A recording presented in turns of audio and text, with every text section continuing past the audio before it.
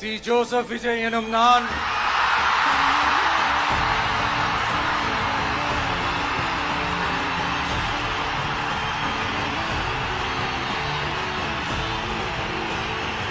சட்டப்படி அமைக்கப்பெற்ற இந்திய அரசியல் அமைப்பின்பால் உண்மையான நம்பிக்கையும் மாறா பற்றும் கொண்டிருப்பேன் என்றும் இந்திய நாட்டின் ஒப்பில்லாத முழு முதல் ஆட்சியையும் ஒருமையையும் நிலை நிறுத்துவேன் என்றும் தமிழ்நாட்டு அரசின் முதலமைச்சராக உண்மையாகவும் உளச்சான்றின்படியும் என் கடமைகளை நிறைவேற்றுவேன் என்றும் அரசியல் அமைப்பிற்கும் சட்டத்திற்கும் இணங்க